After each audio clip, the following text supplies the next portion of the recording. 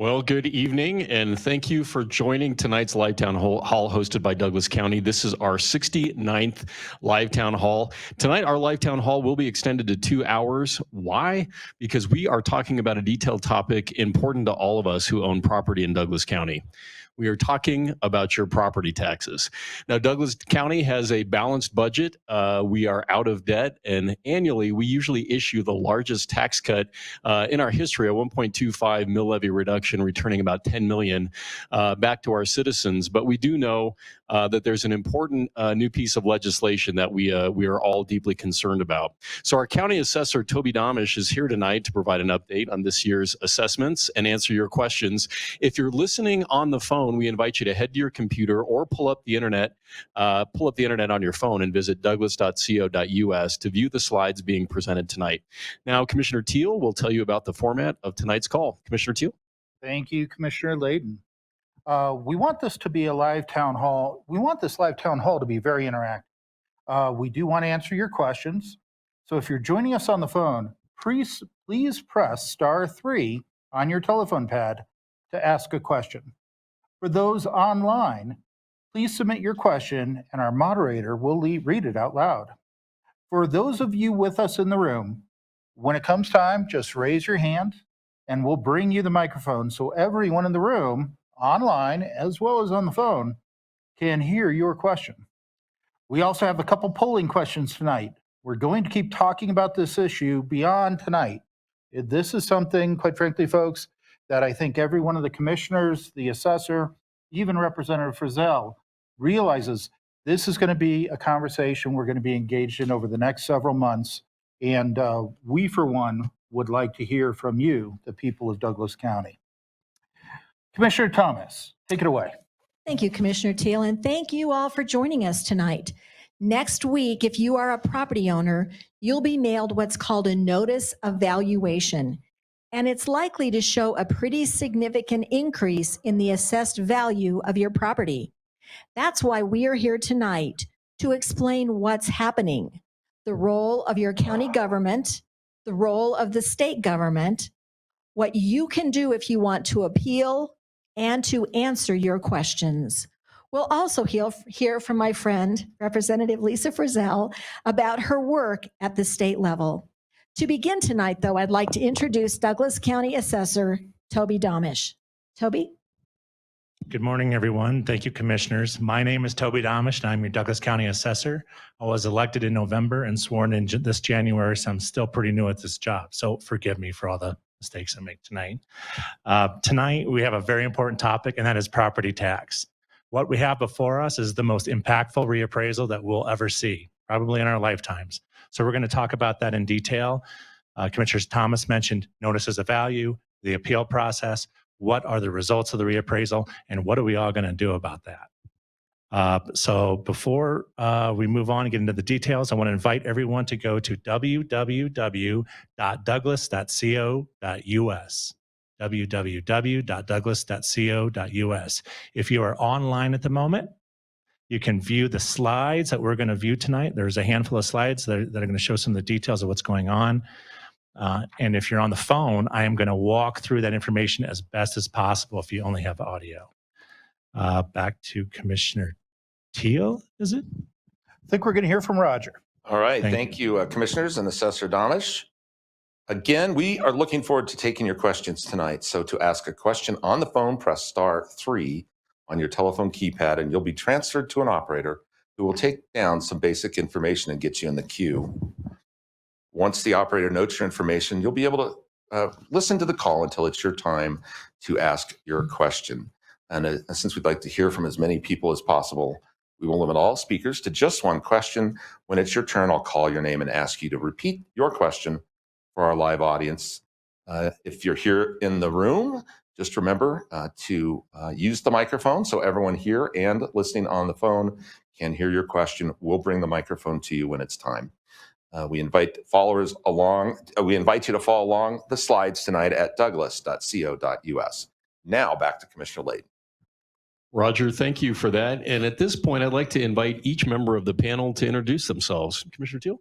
Well, George Teal, Douglas County Commissioner. Abe Layton, Chairman of the Board of County Commissioners. Part of what we do is gather revenue from both property taxes and sales taxes. We are really charged by you all with about $600 million in revenue on an annual basis. But we work very closely with our assessor's office as well as the state. Toby? Thank you, sir. Toby Domish, Douglas County Assessor, as I mentioned, it is our job at the Assessor's Office to discover, list, classify, and value all of the real and business personal property in Douglas County. We perform those reappraisals every 2 years. We also take the assessment rates as provided by the state of Colorado and the mill levies as provided by your local taxing authorities and then put them into our system. That data gets sent to the county treasurer, who is not here tonight, but has a different role of collecting taxes, which your county assessor does not do. Good evening. My name is Laura Thomas. I'm one of the 3 commissioners. I live in Highlands Ranch. In December, the commissioners certified the mill levies.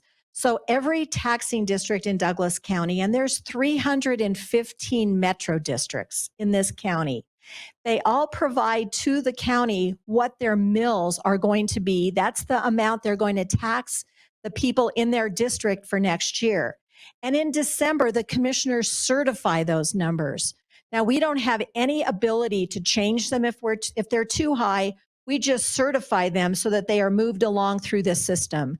And I, like many of you, are waiting to see what the legislature is going to do for legislation to try and control the cost for property taxes next year. Representative Frizzell? Thank you, Commissioner. I'm Representative Lisa Frizzell. I represent House District 45, which is here in beautiful Castle Rock.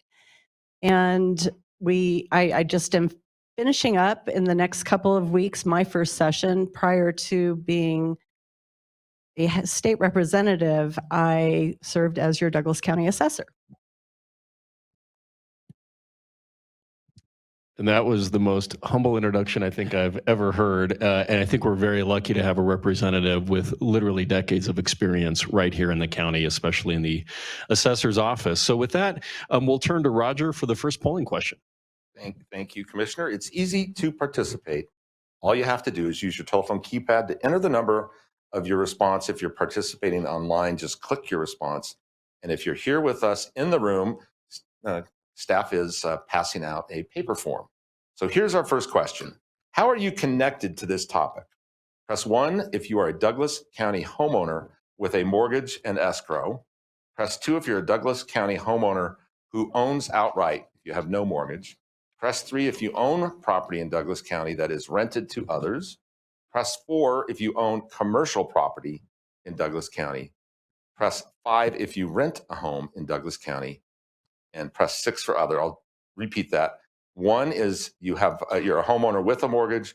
2 is you're a homeowner without a mortgage. 3 is you own property in Douglas County that's rented. 4 is commercial property. 5 is if you rent a home. And 6 is other. We'll report the results in a few minutes. Let's get an overview of this topic from Assessor Domish. Assessor, go ahead.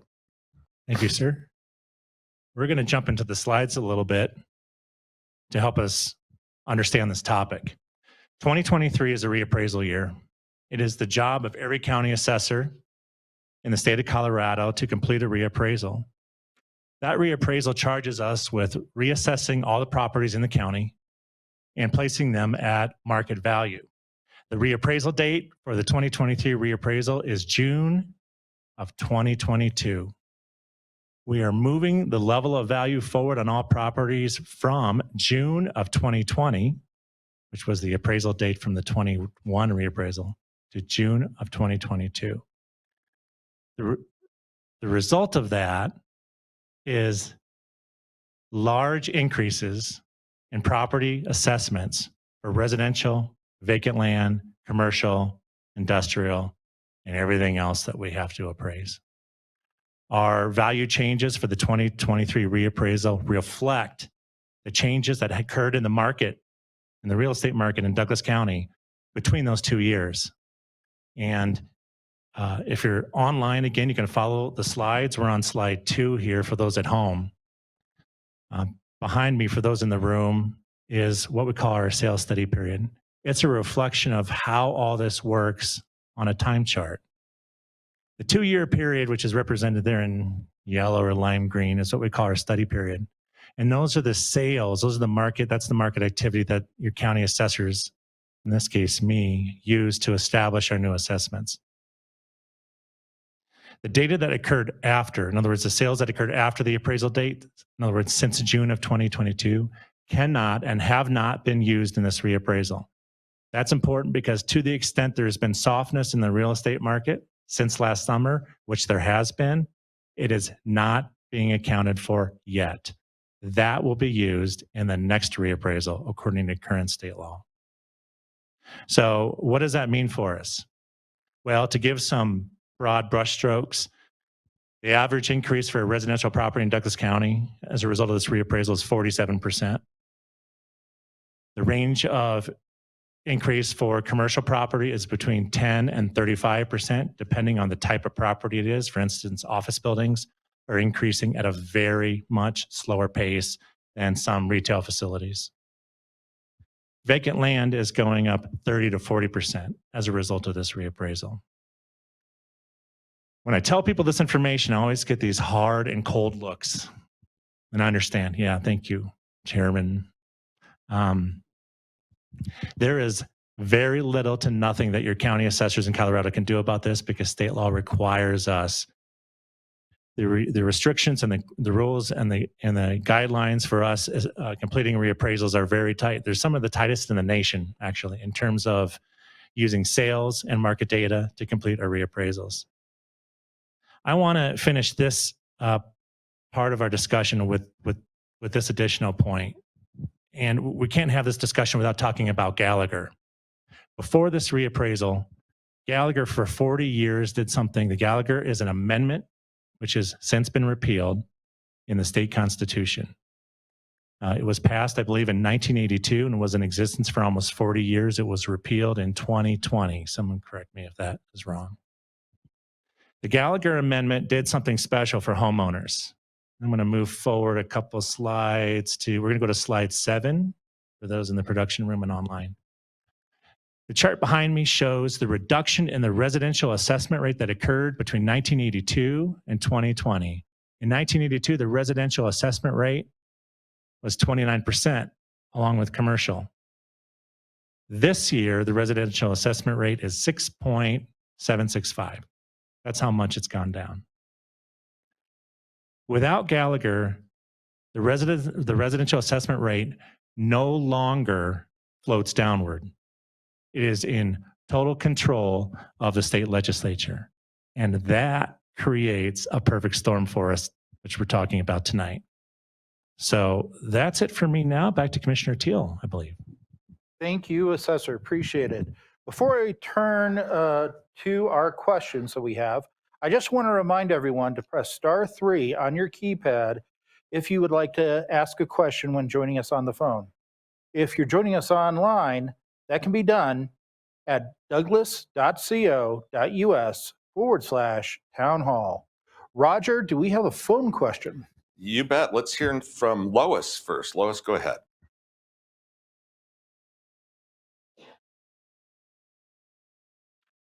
Hello, Lois. Oh, yes.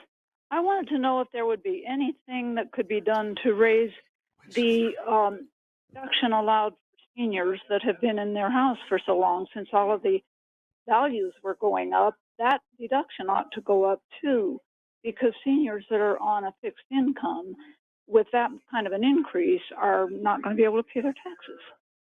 You know, I know that, Toby, this is something we had talked about before, but Representative Frizzell, I know this is something near and dear to your heart. Can you take this one for us? Absolutely, Commissioner. Thank you so much for the question. Boy, if I had a nickel for every time I've been asked something like this about the senior property tax exemption, which is such a critical thing for our seniors who have lived in Douglas County or all over the state. And unfortunately, when the private senior exemption was enacted in the early 2000s, it was a different time. The real estate market was very different. And there were some provisions that were not put into that. One is making it portable. The other is making it, indexing it to changes in the real estate market. That has been something that I have seen the legislature work on, I would say at least every other year, sometimes every year, and it is consistently killed in committee. There has been a real resistance on the part of the legislature to expand the senior property tax exemption or make any changes at all to it. In fact, there was an effort for a while there to get rid of it completely. So I'm happy that that's no longer happening. And in fact, the governor in his State of the State address indicated that changes needed to be made to the senior property tax exemption. This will have to happen legislatively, and it's something that I'm committed to work on. Thank you so much, Representative. Roger, do we have an online question? We sure do. John wrote, is it safe to assume that Tabor constraints do not apply to this tax increase? Well, that's a good one. I would like to start with that if I might. Go That's for it, all right. Assessor, please. So Tabor is very important in the property tax situation in Colorado. We have some taxing authorities where Tabor restrictions still apply. Tabor has about 4 restrictions, financial restrictions to local taxing entities when it comes to property tax, such as debt amount, revenue, mill levy, et cetera, and spending. In Colorado, the vast majority of local taxing entities have done what we call debruced, meaning they have exempted themselves from Tabor restrictions. If you look at the long list of 3,000 to 4,000 or however many taxing entities we have in the state of Colorado, the vast majority of those have debruced, and many of those are special districts, such as metropolitan districts, and they took that action of debrucing when they were created. All right, when the developer or the original landowner had all the votes because they had all the lots. And so what we have today is a scenario where, from a property tax point of view, Tabor applies to very few authorities. And as a result, that is not helping us in this particular reappraisal. Well, all right. Well, thank you for answering that very important question. So if you're joining us on the phone, we do invite you to visit douglas.co.us, where you will find a copy of the slides our assessor has been presenting this evening. So, Roger, do we have the results of that poll? We sure do. Here they are. 57% said they are Douglas County homeowners with a mortgage. 39% said they are homeowners without a mortgage, lucky ones. 1% own property that's rented, and 2% own rent a home here in Douglas County. So interesting spread there. Thank you. Assessor, I think we're back to you. I'd like to go back to the slides and cover some content to give us some more background so we can better understand this problem. And for the people online, why don't we go to slide 3? So I want to go back a little bit. I expect that most people in the room and online know how to calculate taxes, but let's cover it very quickly. It's not extraordinarily complicated. There's 3 components to a property tax bill, or that determine your property tax bill. The first is actual value. It is the assessor's value, which we establish for each reappraisal. The second component is the assessment rate. And as I mentioned before, the assessment rate used to provide homeowners a great deal of protection because Gallagher forced the assessment rate down when residential property values went up. We don't have Gallagher anymore. So assessment rates are now in control of lawmakers. They're in control of the state legislature. The third component is your local mill levy in the form of a fraction. And so a very common mill levy in Douglas County is 120 or 130. So that would be represented by a percentage, such as 0.13. So if we do a quick example, before we go to Commissioner Thomas here, I'm going to move forward one slide and give an example of an actual home in Douglas County. This property, which happens to be in my neighborhood, is currently assessed in the 600,000s, and in this reappraisal, their value is increasing to almost $1 million. The assessment rate is adjusting slightly downward due to last year's Senate Bill 238. So you see that presented in the calculation.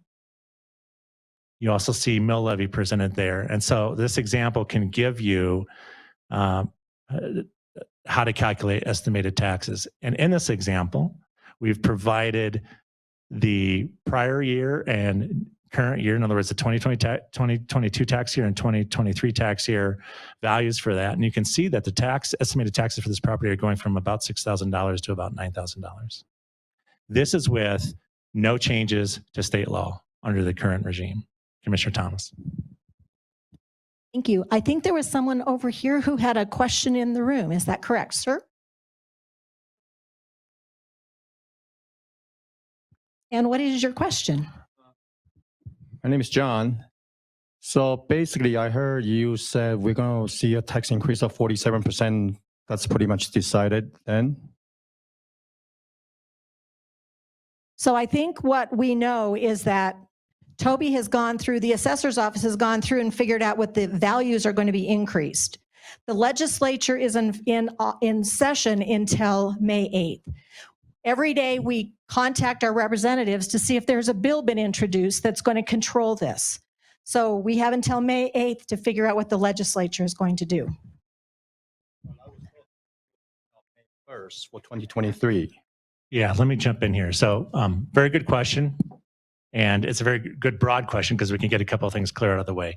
The assessor notices of value are required by law to be released on May 1. So we'll be mailing those out, is that Monday, I believe? And every assessor in the state of Colorado will be doing the same thing. So you all will be getting postcards in the mail from my office, which indicate to you for your property or properties that you own, if you own more than one, the prior value and the updated value. In other words, the 2022 assessment and the 2023 assessment. The assessed values will be present, as well as the value change. So you'll get that information on your notice of value. That's getting mailed again May 1. So you should receive it in your mailbox May 3rd, 4th, or 5th, right in there. That notice of value will include an appeal form on it. And so if you dislike your value, which many people will this year, you'll be able to file an appeal by tearing off half of that postcard and submitting it back to our office or going online. So to get to your question, this isn't end here. As Commissioner Thomas was saying, notices the assessor evaluations are now public or about to be in a couple of days. The state legislature is still in session until May 8th. Is that correct? And the assessment rate is up to them and the governor at this point. And then mill levies are determined in the fall. So this is not over today. There's a lot to happen through the course of the year. The reason we're having this town hall, among many other reasons, is the alarming increases that occurred in the reappraisal. But there's more to come. Assessor Domish, if people don't want to wait until their postcard shows up until Wednesday or Thursday next week, can they go online on your website on May 1st and see if their valuation is posted then? Thank you. We'll be publishing our values on midnight the morning of May 1. Is that correct for the staff that are in the room? Anyone? Yeah, okay. Calling on staff, putting them on the spot. It's possible that we publish that as soon as Friday evening if technology allows us to do that. So yes, you do not have to wait to receive that notice of value in the mail. And if you need to file an appeal, you don't need to wait to receive that notice in the value in the mail. You can file and look up your account, your property online, and file an appeal from the website. In fact, that's what we prefer that you do. The tools that we have available online are exceptional. They're some of the best around. We've spent a lot of time and resources making them very user-friendly. You can file an appeal in about 10 clicks. And we can thank prior assessor, current Representative Frizzell, for making that happen when she was assessor. Thank you, Assessor. And I believe we have a phone question. Is that right, Roger? We do. Let's hear from John next. Go ahead with your question. Okay, can you hear me? Hello? We can hear you. Yeah, you're live. Okay, my question is, does it seem to any of the county commissioners there that the system is a bit backward? I mean, I come from two different states, and what happens is the various authorities set their budget, the evaluations are done, and then the mill levy is set to match the budget. Just because the property values go up doesn't mean the taxes go up, unless the budget go up. So does anybody agree that that would be a better system? It is certainly different than what we have practiced here in the past. I guess in the past, we've been trying to live conservatively, or I should say we've been trying to manage the county conservatively. I don't know about you guys, but I'm not independently wealthy. I'm not a lottery winner. I didn't inherit any money. The money that I have is the money I and my wife earned. And we live within our means by making sure our bills never actually exceed what we earn. And I think that's been our policy here in Douglas County for many years now. And I'd probably turn to Representative and former Assessor Frizzell to clarify that if possible. But this has been a case where, and this may be because of what we had, as the assessor explained, living in the Gallagher era, where that property, the mill levy would float for property taxes.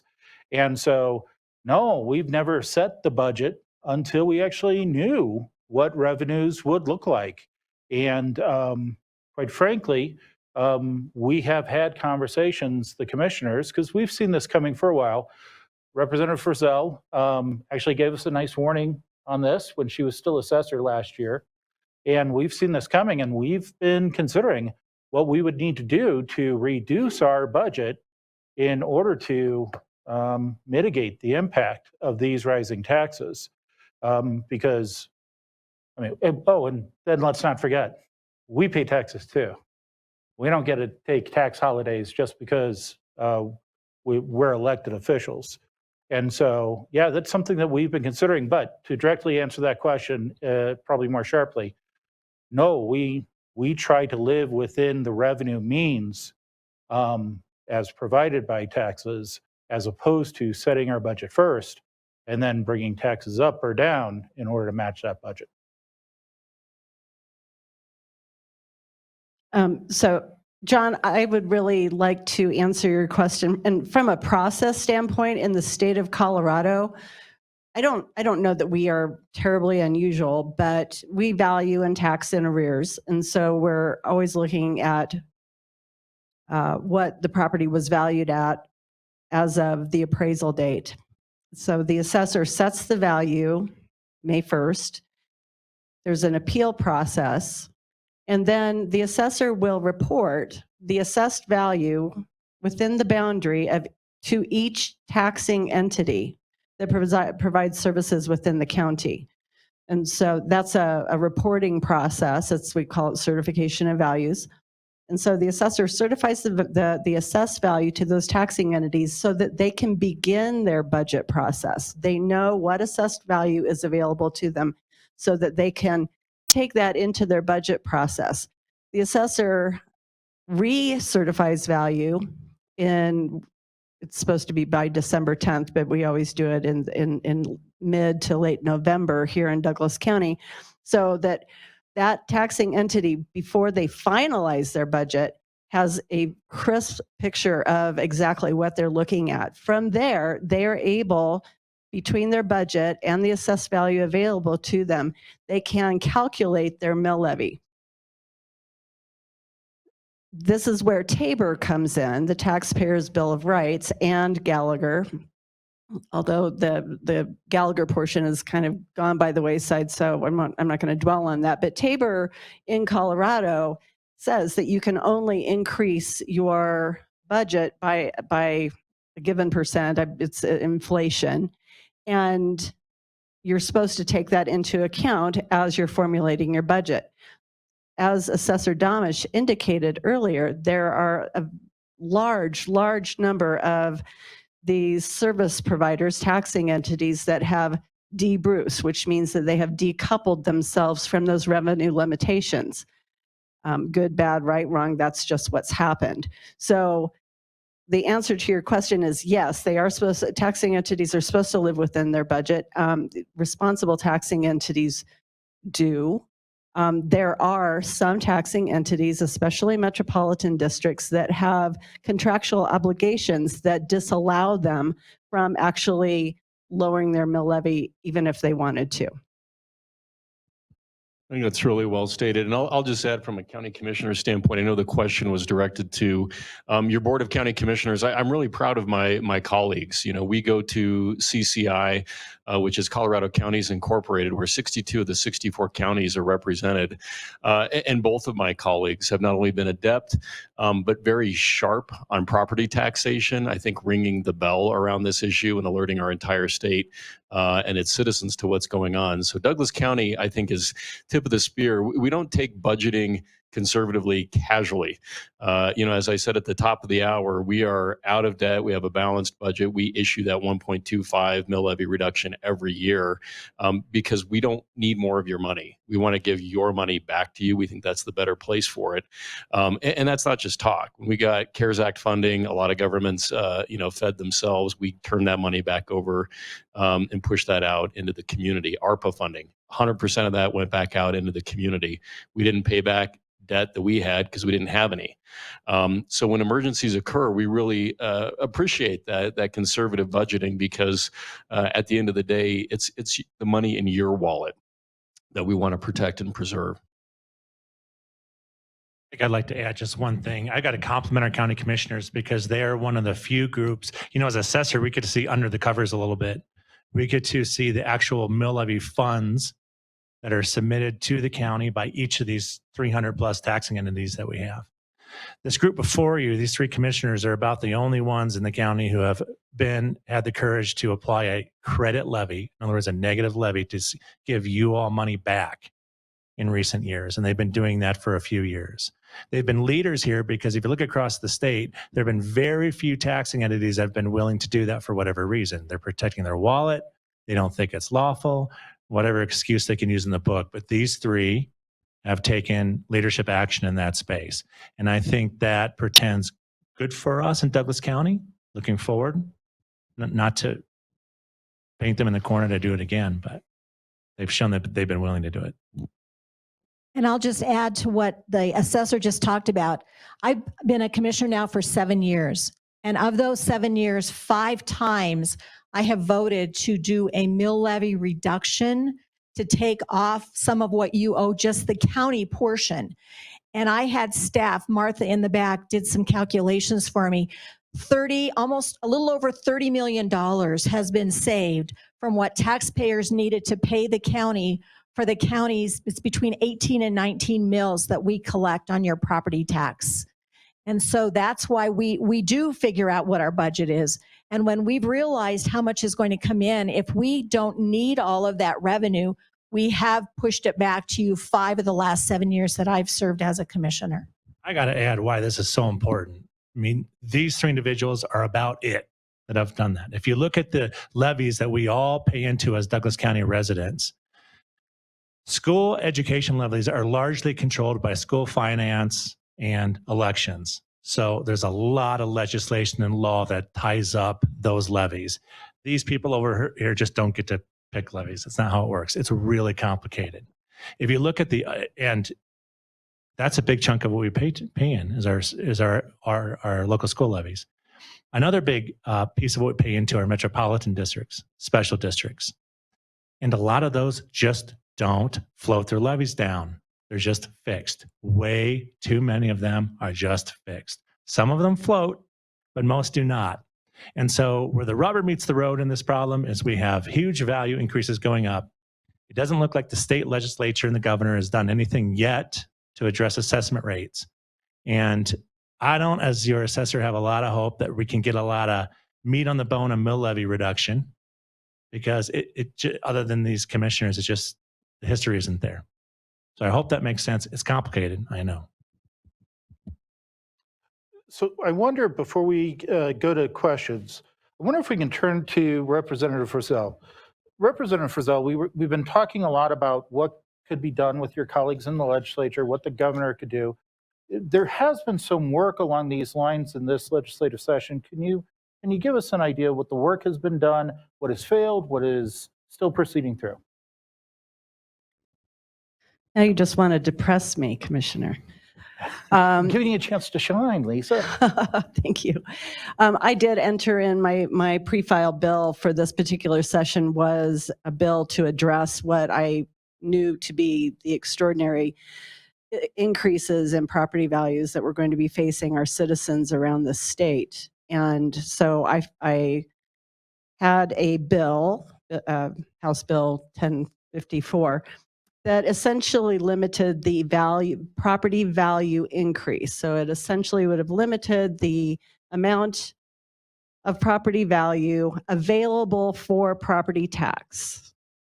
That in the property tax collection, it was limiting it to a 10% increase, which is much less than the 40% increase, 40 to 50% increases that we're actually going to be seeing.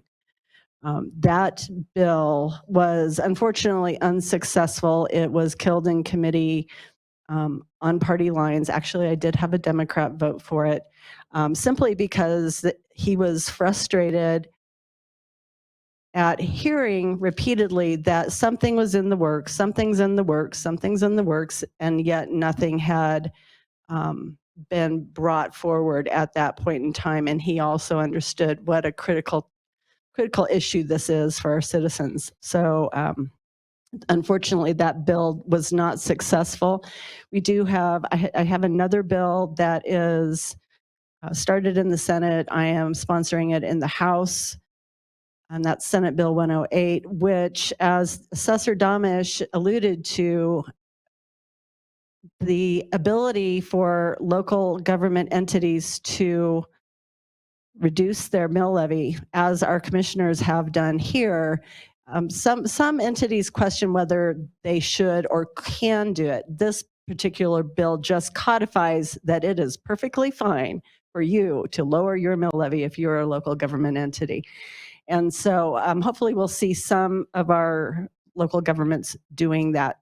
This is a very significant issue under the Golden Dome. I have yet to see a solution presented. We keep hearing that any day, something is coming forward. We need two things. We need two things to happen in the state of Colorado. We need the legislature to work quickly for a temporary resolution to this current situation of very, very high property values. We need something that can take effect this year that will benefit all the citizens in the state right now. The reality is our property tax policy is broken in this state. With the decoupling of Gallagher from the assessment rate calculation has really created this. And we need to go back to the drawing board and figure out what is going to work for the state of Colorado. That is not an easy problem to solve, and it takes time. That's one of the reasons why I ran my bill, which was essentially a 2-year timeout, so that we can figure out what to do next. I know that there are a lot of conversations happening in the governor's office, and I will express to you my concern about property tax policy on a broad basis being determined in the governor's office. You have to understand that the state of Colorado does not have skin in the game when it comes to property tax. It is a local tax, and it should not be determined in a dark room on the first floor of the Capitol. I strenuously object to what has been happening. That said, I'm still hopeful that we will see something in the next couple of days, but that means that we're going to have to act very, very quickly. I will tell you that we have a lot of folks at this table who understand property tax, and I will tell you that I don't think that this number of people in the Capitol who understands property tax. So it is going to be very difficult and very, very steep learning curve over a couple of days. Thank you. Representative Frizzell, thank you for that.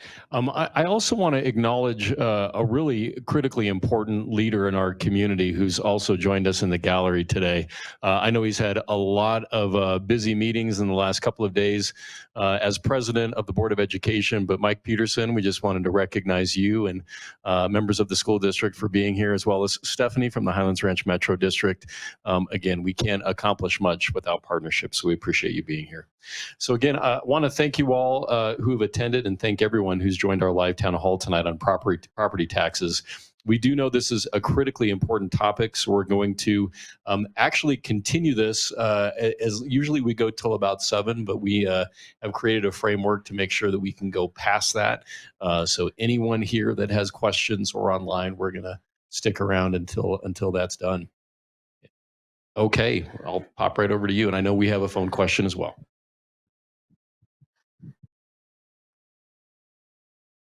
Yes, ma'am. I own property in Douglas County. It's rural. Half of my property is in a floodplain, and the other half is ranch, you know.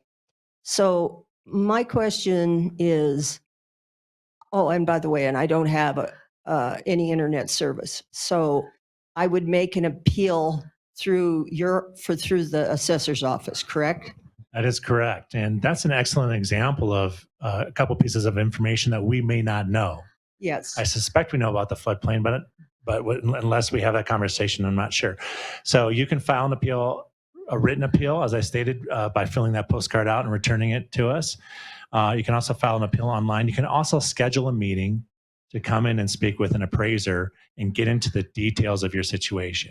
And if you've got a complicated situation, what it sounds like you might, I would advise you do that. And that meeting can be held over the phone, like over Zoom or just over a phone, or you can come in and speak with us in person. Sometimes property owners citizens have some documentation they want to share. You have a map that's got a floodplain on it. We'd like to see that. And then we can hand that to the appraiser who your appeal is assigned to, and they can perform the appropriate analysis to determine how much that affects your value. And if we don't have it accounted for, we will account for it.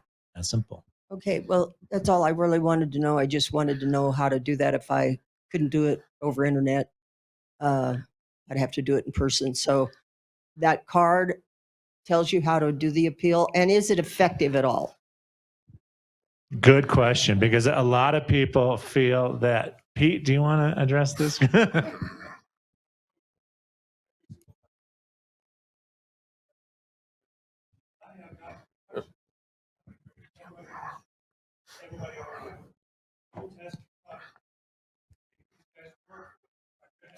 We might have missed that. Okay. Can I go on with it even a little more? Well, sure, Pete. Okay. You usually do. Okay. So 47%. If your grocery bill went up 47%, you'd be going nuts. Gas at $6, that's 47% from what we are now, approximately. So this is disgusting. It's a failure of government on so many levels. Gallagher is part of it. We tried to put through a deal that would have solved that, but the legislature snuck in a redefinition of what residential is, backdoor crap that none of us like. So I'm disgusted by it. But let's talk about channeling our energy here a little bit. Something better that we could do. Valuations now are subjective, totally subjective. They compare to other people. I found cases where they compared me to somebody who wasn't even close because it's done by computer. Okay. So I encourage you all, protest. You'll probably get some reduction along the way. So, do you have a question? I know you gotta have a question in there. I'll get to it. So, valuations should be done like they do in California. I'm not a fan of California either, but California, it is based on the last sale price. The nice thing about that is for citizens, you have some idea, you have some certainty about what your property tax is going to be.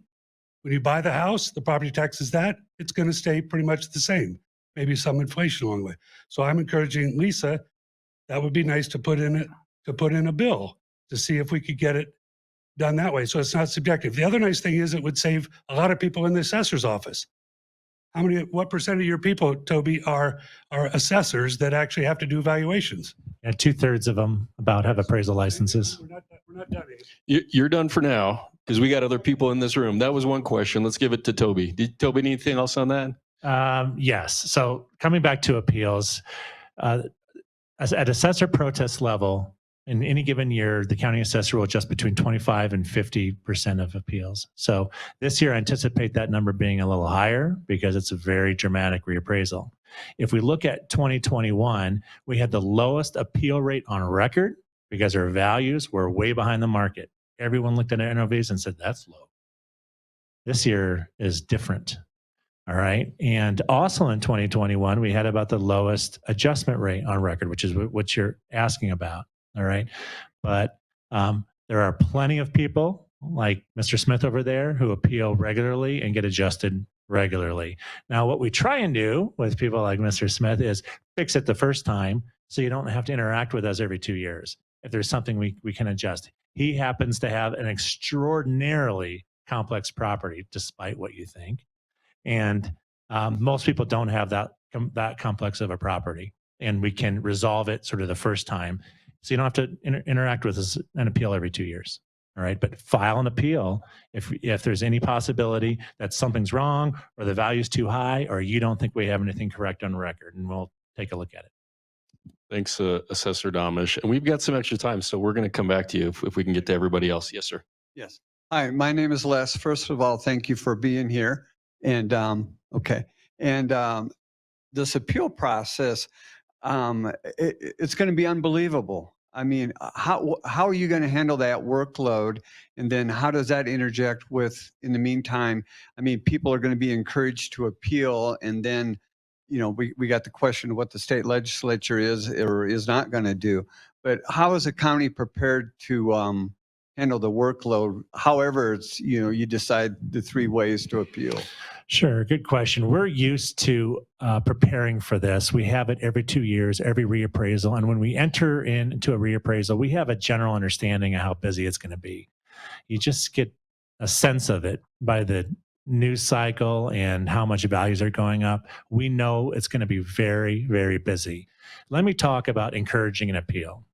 When you receive your notice of value, what you ought to be asking yourself when you see that number is, could I have sold my property for this amount last spring? Could I have sold my property for this amount last spring? And if your answer is yes, it's pretty close to that, then don't file an appeal because it probably will get denied unless we have something wrong about the record, like a characteristic. So a reason to file an appeal is not simply it went up a lot. I have a lot of sympathy, a great deal of sympathy for you. I think my property assessment probably went up 60%. Thank you, staff. But look, we will not be adjusting 100% of the appeals. I'm not going to kid you. That's not going to happen. But certainly with these large increases, there will be some of our assessments which are too high, where the answer to that question is no, I could never have sold my property for that. And that's the case where you should file an appeal. And we'll take a close look at it. And if we cannot defend that value or anything close to it, we will adjust it. All right. Thanks, Assessor. Representative Frizzell. And I just piggyback onto that is on the assessor website, there are some really good tools to help you figure that out. So if you don't happen to know what you could have sold your house for last spring, you can go on the assessor website, search for your property and pull up sales that occurred in your neighborhood and look at them and see what homes in your immediate neighborhood were selling for, those that are most like your particular property. And that will help inform you on whether you should file an appeal or not. Your assessor website is fantastic. It really is. Yeah. Sorry, It's all right. Website. It's all right. We worked together for a long time, so what's hers is mine, I guess. Any other questions? I didn't answer one of his questions, but I could. Workload. We're prepared for that intense workload. We're off alternative schedules. We're going to be working nights and weekends and overtime, and we've brought in temporary staff.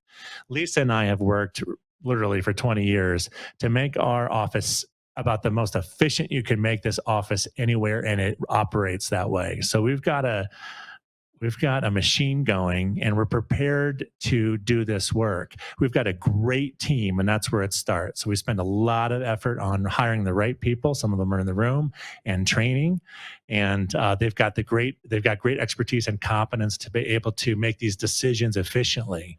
Keep in mind, up until now, all we've performed are mass appraisals. So we've performed a lot of statistical analysis and generated algorithms which yield value. We have not had staff look at individual properties.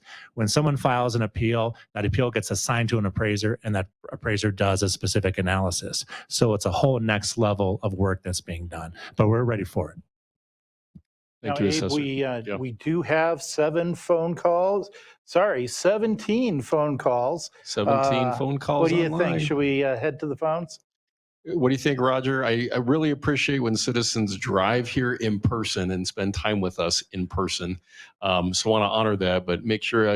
What do you think, guys? Roger, should we go to the phones or more questions here? We do have like 600 on the phone and 300 online. So I would suggest maybe we take a couple questions. Okay, let's do that. Let's hear from Vivian next. Go ahead, Vivian.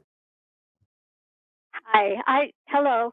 I just want to confirm what I think I've heard or what I understand. Did you originally say that if a house is worth $650,000, then you assess it around $1 million? Pardon me, no. I'm sorry if I good. I'm sorry if I implied that. No. It's fine. Because I have another question. Go ahead. Okay, so you are saying that you will increase our property taxes by 47% for 2023 to be paid in 2024? You got the second part correct, ma'am. The assessments that are coming out now, the appraisals, will be used to calculate taxes for 2024. So not this year's taxes, next year's taxes. Now, to your first part of that question, we determine property by analyzing the real estate market and each of the properties and determining a value for them independently. We're talking a lot about value change tonight, and you'll hear a lot about that in the media because it provides context to the seriousness of this situation. But the reality is all homeowners and businesses will have a different value change. That might be 10, 20, 30, 40, or even 80%. If it's new construction and there's changes to the property, it's going to be a large percent. So the 47 was just an average, and it's just an example. There might not be a single property that actually has 47%. Please keep that in mind. Residential properties in Douglas County are increasing between 30 and 60%. So that's the range that we're in. And that sounds like a big range because it is. But when you look at our data, if I showed it to you, it makes a lot of sense. We have neighborhoods whose values are going up 28, 32%, and others where every house is above 50. And that's because the sales that occurred in the spring of 2022 demand or indicate that level of value for that neighborhood. It's important to know that we have thrown away all of our old values. We've started from scratch and reassessed the whole county. So the context of value increases X, 30, 40, 50%. We're talking about that so we can talk about how serious this situation is. Thank you, Assessor Domish. We do have an online question, Roger. You bet. Hal asks, is there any consideration to increasing property tax relief for retirees as we continue to get taxed out of our homes? Great question. Who wants that? Representative Frizzell? We talked about this a few minutes ago, but it's always good to revisit it. For the senior property tax exemption, this is a legislative matter, and it will take an effort on the legislature's part to expand the senior property tax exemption or even make it portable, because currently it is not. It stays with you at the property that you are approved for. the governor in his State of the State address mentioned that he wanted to see the program expanded. However, there were exactly 0 bills that came out of the Democrat caucus in that regard. So I am planning on running a bill. I actually have a co-sponsor who's going to work with me on the other side of the aisle. So hopefully we'll be able to get that done next year. So I think the important part of this conversation is that this decision lies completely with the legislature. There is nothing that the county commissioners can do to change the taxing for seniors. As much as we wish we could, we have no ability to do that. And Roger, did you have a sign up? You have a phone question. Thank you. You bet. Let's hear from Jerry next. Go ahead, Jerry. Yeah, I would like to reference your slide 4. On there, it's about a 50% increase in taxes, about a $3,000 increase in taxes on slide 4.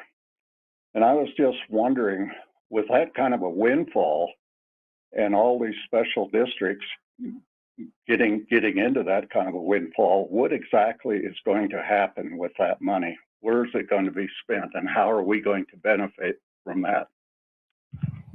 That's a really that's a tough question for those of us up here to answer, because when you talk about those special districts, you're talking about a district that's run by a board making financial decisions within that district.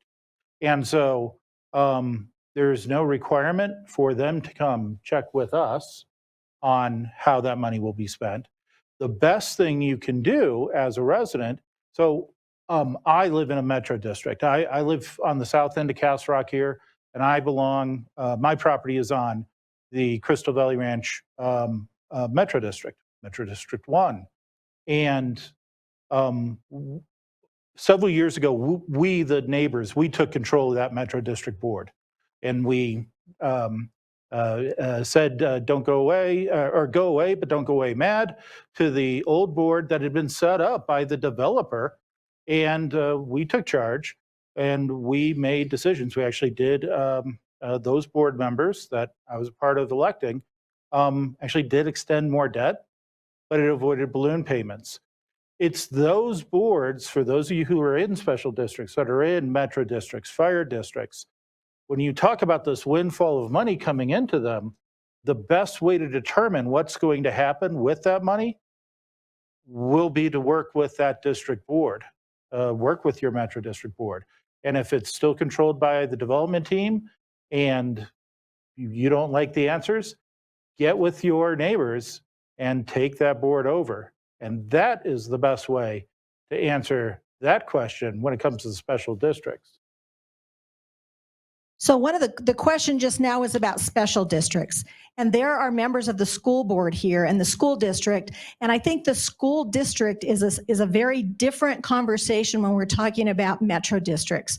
So Jana, would you like to explain? So I think the mills for a school district are 36. So what does this look like for you? Yeah, thank you. I'm Jana Slicer. I'm the CFO at Douglas County School District. So thanks for the opportunity. Caroline, I don't know if you're able to pull those slides up at all. But unlike the taxing entities that we've been talking about tonight, they will be getting more revenue with these new assessment rates. The school district is very different in how we get our money. So it is also determined by the state legislature. So the state legislature, through the School Finance Act, determines what our bucket of money is, if you will. Every school district has about the same size bucket for that funding, if you look at that first top slide. So that bucket is first filled with local property taxes. So that goes into that bucket first. It is then filled with state money. As the local portion goes up, so the property taxes go up, the size of the bucket doesn't change. It just means that this portion that the state puts into that bucket decreases. Our bucket stays the same. The school district does not get more funding. So you'll hear the school district talk a lot about how Douglas County School District does get less funding than our neighbors. That is because of the mill levy override, which allows school districts to raise local money that stays locally. So that is how school districts are able to individually increase the amount of revenue that they get. So you can see on the very right-hand side where we have the red box around it, the School Finance Act is that green and blue portion there. So it's about the same for all districts, but then there's a mill levy override on top. There was a measure on the last ballot last year that did not quite pass, asking for more mill levy override money. You can see that there is about a $2,000 difference between the funding for Douglas County and the funding for Cherry Creek School District because of that mill levy override number. But also Douglas County School District only asked for flat dollar amounts historically for that mill levy override. So that also means that as your property taxes go up, the portion of that mill levy override that you pay actually decreases. So that does not raise your property taxes over time either. Okay. Thank you. Let me just ask, does anyone have questions for Jana about the explanation she just gave? I do. Jana, is the base levy 27? Is that what most districts are paying right now? And that will be fixed, not just for Douglas County, but every district in the state. Is that still true? Thank you. Roger, what do you have over there for us? So let's go to the phone and hear from Ann next. Ann, go Thank ahead. you. Thank you, Jana.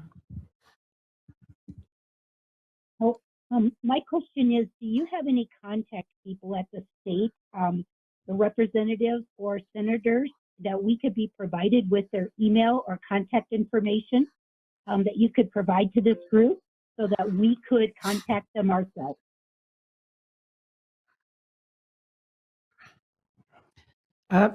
Sorry, sure. You can actually go online, the Colorado General Assembly. If you just look up Colorado General Assembly, all of the legislators' contact information is available there on the website. So you can shoot them an email even directly through the website, and it's pretty simple to do. And ma'am, you were just talking to a state representative right now directly, and I think we all really pride ourselves on being accessible and available to folks. Roger, it looks like we have another online question. We do. Paulette asks, why do commercial properties get a lower increase than homeowners? Their property is worth more also.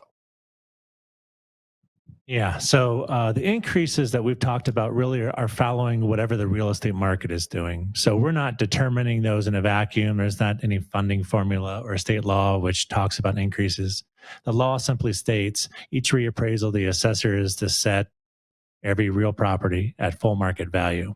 And so what that is showing, those different increases, is that in this reappraisal, residential property increased in the market at a much more dramatic rate than non-residential property. It all still went up. But that's the explanation for the different percentages. We have plenty of reappraisals where, in fact, I think the last two, where residential property went up at a slower pace than most commercial property and certainly slower than vacant land. And so they are never the same. They're just reflecting the marketplace. Great. It looks like we have a phone question, Roger. Let's hear from Rosemarie next. Rosemarie, go ahead. Hi, thank you. I'd like to thank all the leaders and our elected officials. I know this is a tough subject. I'm a retiree. I live on a fixed income, and my question relates to the appeal and what's the timing of that. I know I appreciate the answer to the question for the taxes will be next year, the increase, but my Social Security benefit and retirement income will not increase at that amount. So I'm trying to figure out budgeting wise what the appeal process is in that timing. Thank you so much. Yeah, thank you for the question. I can't believe I didn't cover this earlier. The appeal scheduled calendar this year, it was extended last year till June 8th. So you can file an appeal starting May 1, 12 a.m. in the morning when our online system turns on, and as late as the 8th of June, after which the appeal protest season is closed. So tell all your friends, your neighbors, your family. Those are very important dates. We cannot accept a protest after June 8th. Now, should you or someone you know fail to file, you miss filing an appeal, in January of 2024, after taxes have been submitted, you can file a different type of protest, what's called an abatement. So there is another option should someone miss filing an appeal this May. I want to, since you mentioned you're a senior, I want to add one thing that we've not discussed yet. And I'm going to ask Representative Frizzell to help me out if I get this wrong, but one bill last year actually gave us a little bit of good news. There is a senior income tax credit, which lasts, I believe, for 1 year of $1,000 for this year's taxes. If you do not qualify for the senior property tax exemption, you may qualify for the senior income tax, which would go on your state income taxes. And even now, if you've already filed taxes, you could correct those if you qualify for this. So I would suggest you speak to your tax professional. I don't know if they're going to continue this income tax credit into the future or not, but it's a really important piece of legislation. Roger, do we have another phone call? Let's go to Jeremy next. Go right ahead with your question. Hi, I was wondering about the appeal process, and if you make an appeal and it turns out your property is actually worth more, will you be taxed more? Very good question. Per law, Colorado assessors, if you file an appeal, Colorado assessors have the right to increase your value. In Douglas County, we take a very conservative approach to this. This has happened maybe once a year at the most in the past 20 years. For us to do that at Douglas County, we'd have to be missing buildings and missing property characteristics, which are really driving the real estate value. So no, we do not do that. If you file an appeal and we think that we're actually low, we just leave it where it's at. Okay, let's go back here into the hearing room. Any questions here? And sir, we had you. I'm going to try to get a couple of different folks before we come on back, because I know Pete's hand is going to go up here soon. Hey, stand up. Give us your name and where you're from. My name's Buck. I live over in the we live over in the Timbers, Pinery area. Colorado native, but I've only been here for we've been here for 5 years. 5 years. So kind of a couple of questions. In what universe did Colorado voters vote to repeal the Gallagher Amendment? And who sold them that bill of goods?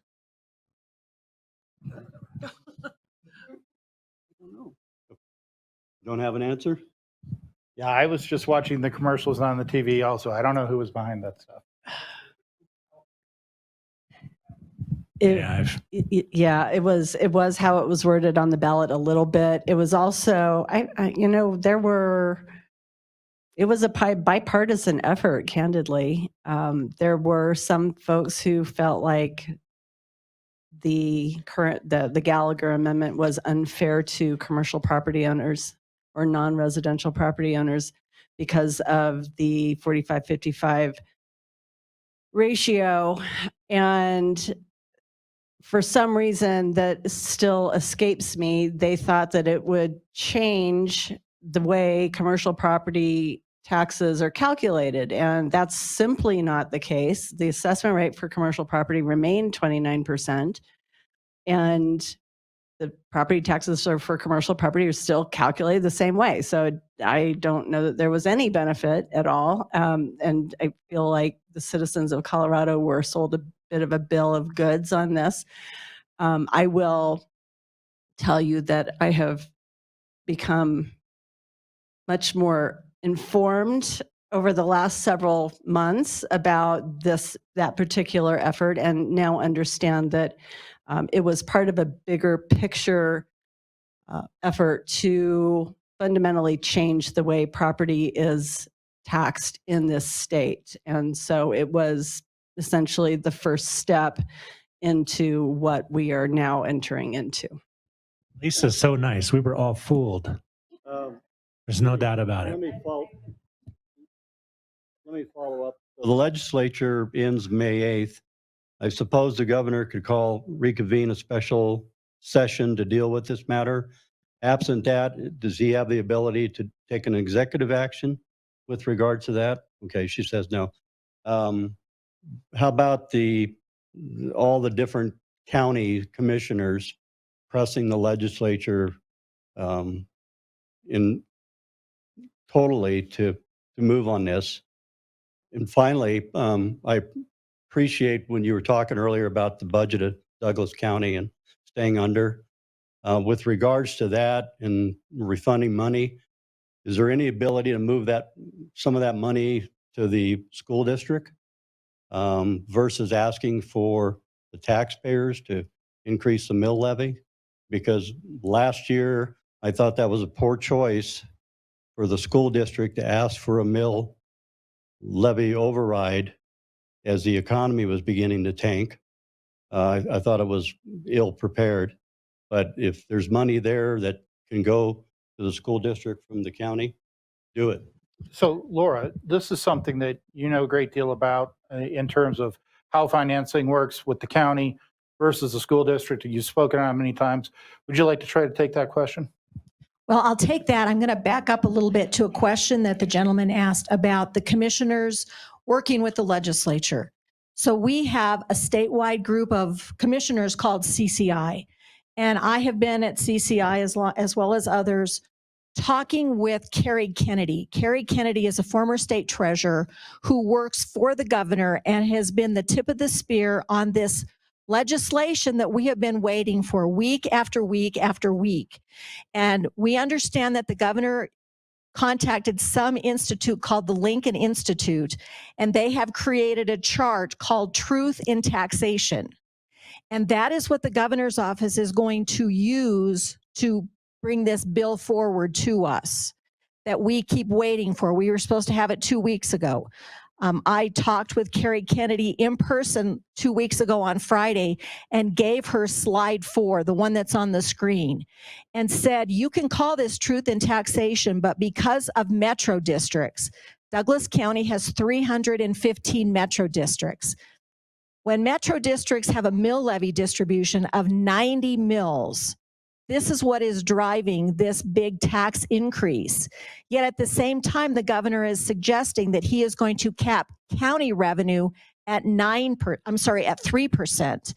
We have been dealing with inflation just like everyone else, and to keep employees, we have built next year's budget at 9%. So if we only get 3% and everybody is facing a 3,000, many people are facing a 3,000 increase in their property tax, that's the cliff that we have all been working, trying to get the governor's office to understand the issue with metro districts. And so we are just as frustrated as you are. And I think the question is, could we transfer money from Douglas County to the school district? I don't know that we could do that legally. We have done partnerships with the school district, but Douglas County has made the decision on how that money would be spent. I just think that we have to keep waiting every day to get whatever the governor is going to give us for property tax relief. But I don't know that's the word I would use when you look at this chart up here. Thank you. And I would just add, I think that was a really great answer, and we're very thankful for our partnership with the Board of Education and the school district. 373,000 citizens, most people think we're all the same thing, but we really are two different boards entirely. So when it comes to things like teacher pay, we really would not get into their lane. But I will say historically, obviously we had the really tragic STEM shooting back in 2019, and the Board of County Commissioners did come alongside the Board of Education on joint issues such as school security, because we also represent those kids. So areas like mental health funding for young people, SROs, school resource officers, those are areas where we certainly could potentially partner and have partnered in the past. Well, thank you, commissioners. Roger, it sounds like we have a phone call, and it specifically has a question for the school district. So Jenna, we'll put you on the spot here, but get that caller going for us, Roger. We do. Let's hear from Jeanette next. Go ahead. Hi, thank you so much. Part of what the gentleman just said earlier answers part of my question, but I wanted to know, first of all, does all of the revenue that's generated from this tax that we're discussing all stay within Douglas County?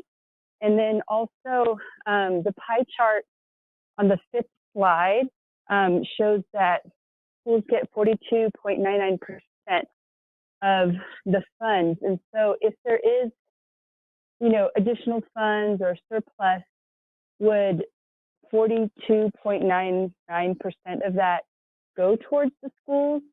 Based on what Janice said earlier, it sounded like there would be no additional funds that would be coming to the schools based on this increase in the property taxes. Yeah, so I think I can answer that question if I'm understanding you correctly. So the total funding is set by the state, and the local portion does go up and down depending on assessed values and tax rates.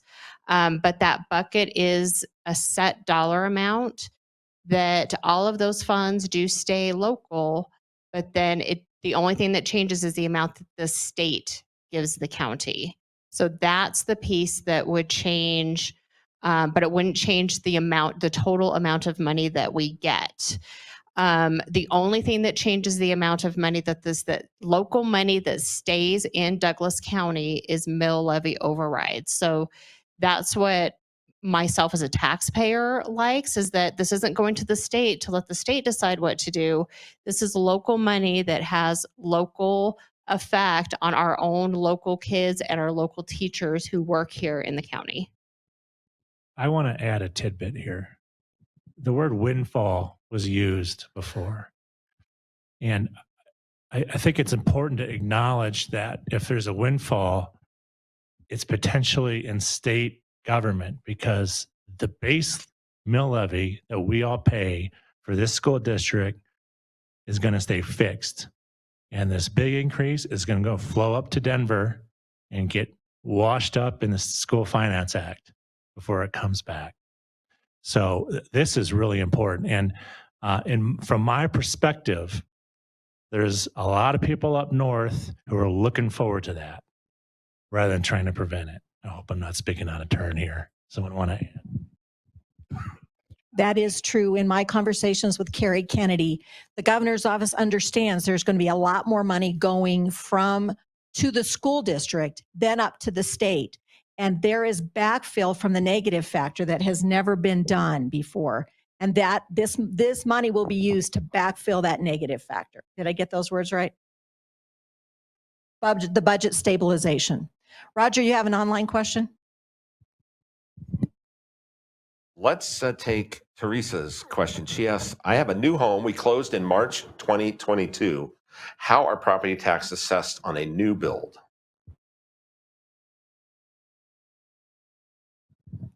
Because you closed in March of 2022, I'm going to presume that house was completed then. And so for 2023, that'll be the first year that we will acknowledge it as a complete house. The way county assessors work on this matter is we take a snapshot of every property as of every January 1st, and those are the characteristics that we're using to determine the assessment. So if a home was completed on March 2nd of 22 or December 2nd of 22, as of January 1 of 23, we're going to see that it's done and it's going to get a complete appraisal. Because it was less than 100% complete for 1/1/22, your last year's assessment was probably quite low from a perspective of what you paid. And so individuals in your situation should expect massive increase in value. You might be going from 80,000 to 800,000 or 120,000 to 600,000. You're just coming to full value of a property that's coming complete. Thank you for that, Assessor Damish. It looks like we have another online question. We do.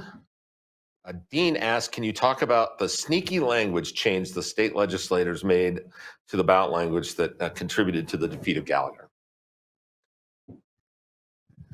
They may be combining two things there, it sounds like.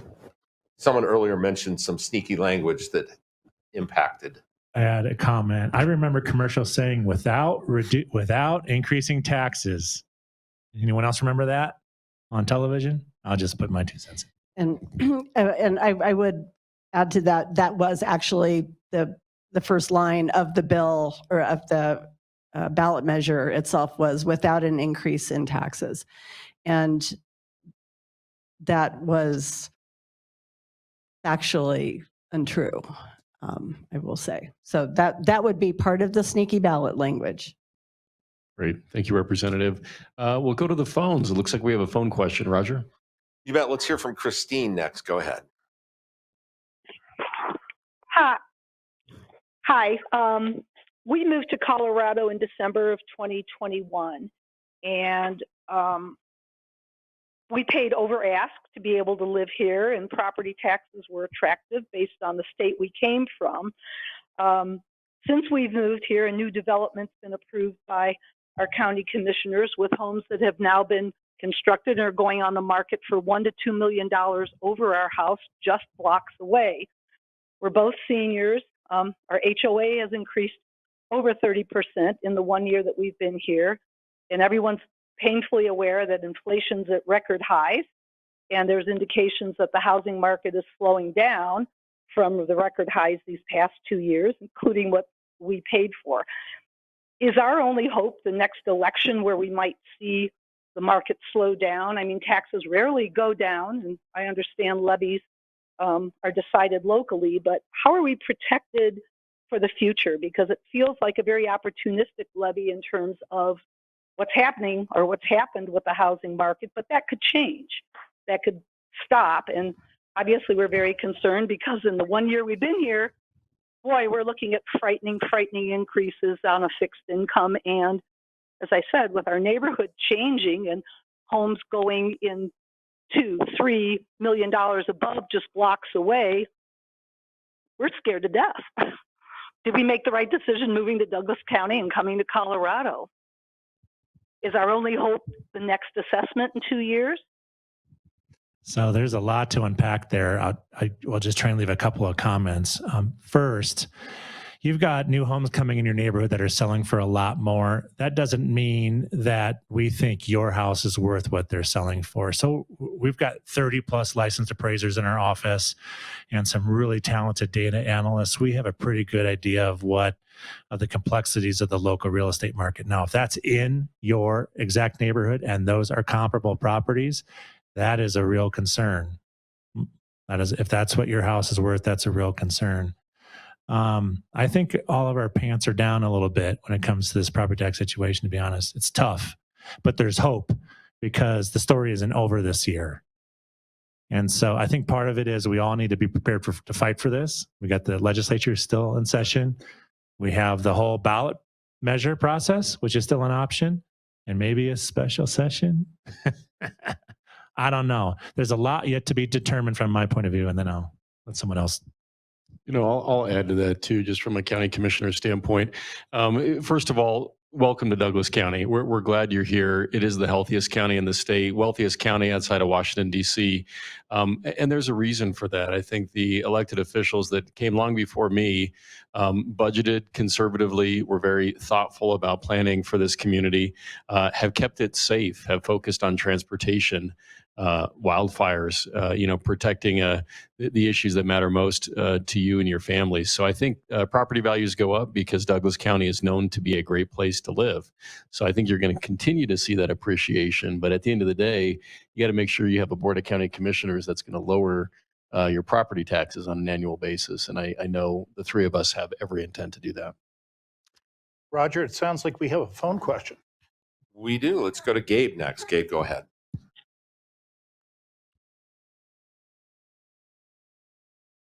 Gabe, go ahead. You're live with our audience. Was it Gabe or Dave? Well, whoever you're speaking, you're on live. Okay. They typed it in as Gabe. All right. So I have a question based upon what you just said. So how are the Douglas County Commissioners going to help with lowering taxes? Yeah, well, as we stated earlier, we are fairly limited when it comes to dealing with the Gold Dome other than our advocacy, but we do have the opportunity to do that temporary mill levy reduction, which has been at a historic level on an annual basis of about 1.25. But if I could just add, that mill levy reduction only impacts the county mill level point, which is about 18 mills. And when you have metro districts that have over 90 mills, there is nothing we can do about that. So if you live in a metro district that has mills that are that high, you should get on the phone with that metro district and start having those conversations with them. Yeah, but just to reiterate, I mean, just to make sure you hear it from the three of us, we are determined to do what we can with the part of the property tax bill that we control to give a tax credit. We have no interest in getting a windfall into the county government. We have no plans to expand headcount by 30 to 40%. We have no plans to build brand new buildings with such windfall funds. Our intent will be to credit it back to you, just like we've done for the last few years, both years that I've been on the board. And I think we're determined to do that. Our big concern, just as expressed by Commissioner Thomas just a moment ago, is the other taxing entities that land a figure on your tax bill. Got time for a few more hearing room questions? Who do we got? Who would like to ask a question? I'm going to go with this gentleman first, and then George, you're up next. Come on, stand up, sir. Tell us your name and where you're from.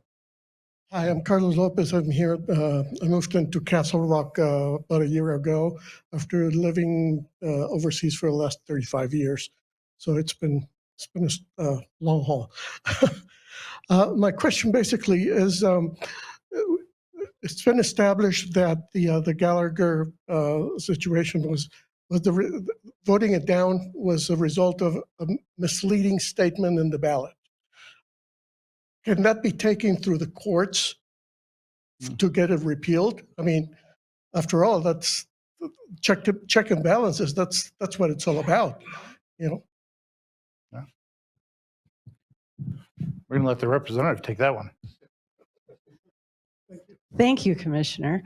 Well, I am not an attorney, so I don't know what that process would look like. But I do think that at this point, our best path forward is to actually fix our property tax policy, come up with a system that will work for everybody, that works for counties, municipalities, metro districts, that works for the citizens of this state.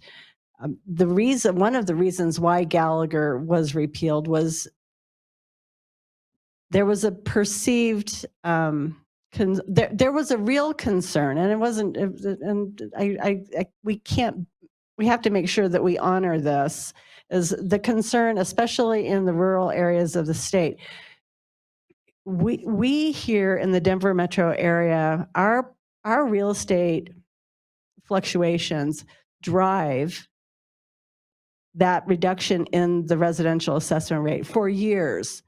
And for years, our increase in property values have drove that residential rate down. And Assessor Damish had the graph up there to show you how quickly the residential rate has decreased over time.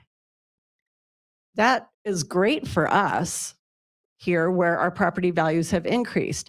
There are areas of the state where they have not experienced those changes in property values. And what that meant is it was really squeezing those service providers, and especially fire protection districts, library districts.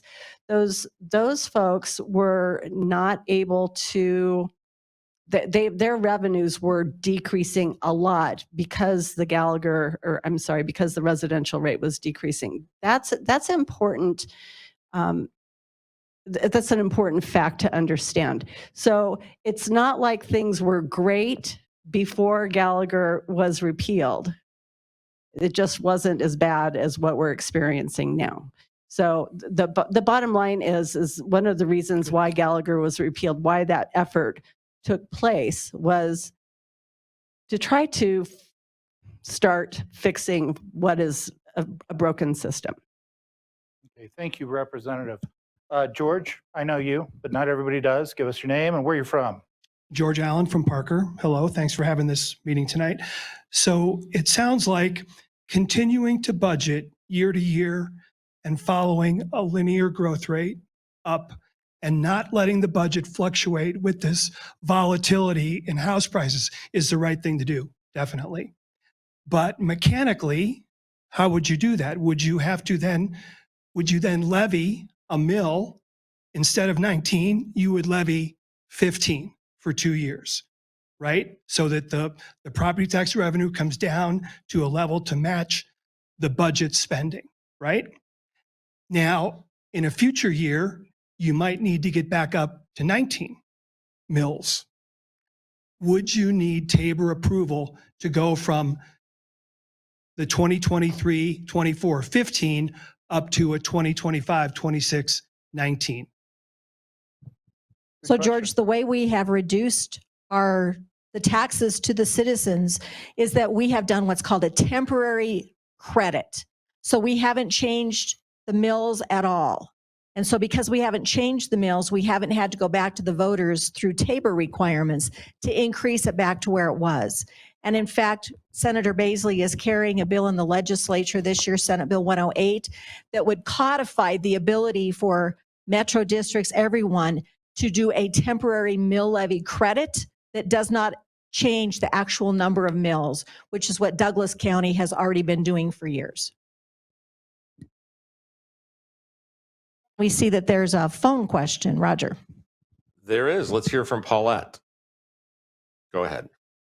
Hi there. Thank you for taking my call. Earlier, you had asked us if we thought we could have sold our house back then for the rate that we're going to be assessed. We shouldn't appeal.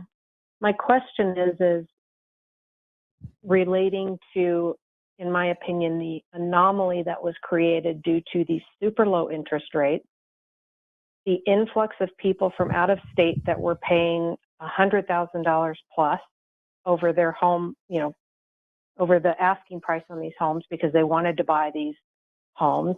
They could qualify for these homes, whether they're in state or out of state, because of the extremely low interest rates. Well, all of those interest rates are gone now. These people wouldn't have been able to buy those homes, presumably, at the rates we have today that were back then. That affects the value of our home. And people were paying, $1 million for a home that never should have sold for $1 million. They're probably worth $650, $750 now. So how do you take that into account when you're assessing our property values at that time when, in my opinion, they were artificially inflated due to the circumstances? Good question. And I've fielded that question about 40 times already. And I feel like I need to give it. I don't think it's been asked. No, I mean, in the same manner. I'm sorry. No, I'm sorry. Not tonight. I mean, in public meetings and events like this. So it's a really good question. And the answer is those are the circumstances which created the market at that time. Those are just the facts of the economy at that time that we have dealing with. It was an extremely unusual real estate market in the first half of 2022 and the end of 2021. It was absolutely exploding, and the timing could not be worse.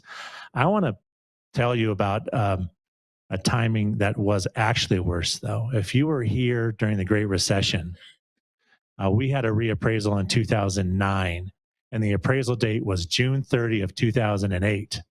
And for those of you that remember that, the market crashed in 2008. The real estate market followed it. Debt market was before that. The whole world basically fell apart.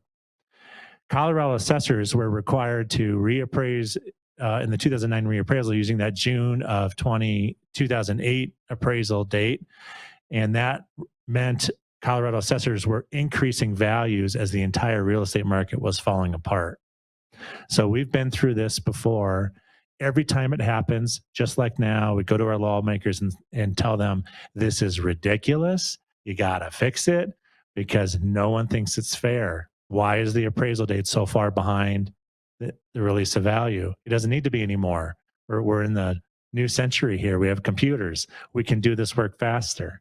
They haven't changed it. So we'd love to see it change where our values are more current, but we're stuck with this for now. And so we are all stuck with that situation, which you described, which I sympathize with. And Paulette, I would like to follow up with Assessor Damish's very good explanation. Everything that assessors do in the state of Colorado is driven by state statute. And so they're not freewheeling this, they're not making things up as they go along.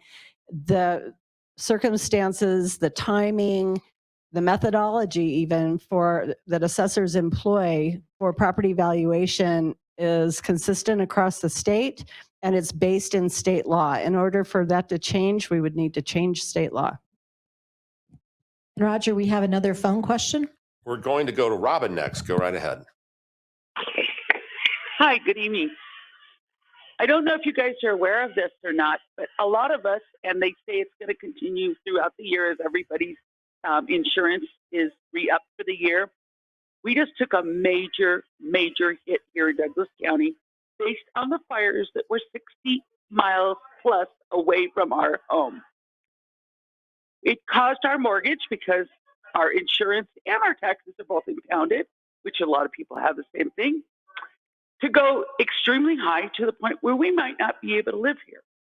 We've been in the community in the Douglas County area since we moved here, and my husband was relocated for his job since 1998. So we've been here a significant amount of years, and now we're about to have a tax increase.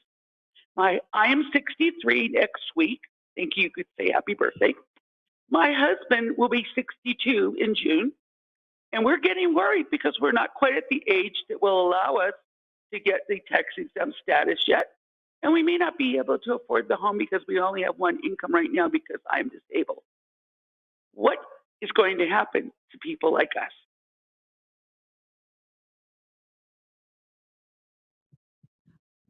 Thank you so much. Hello?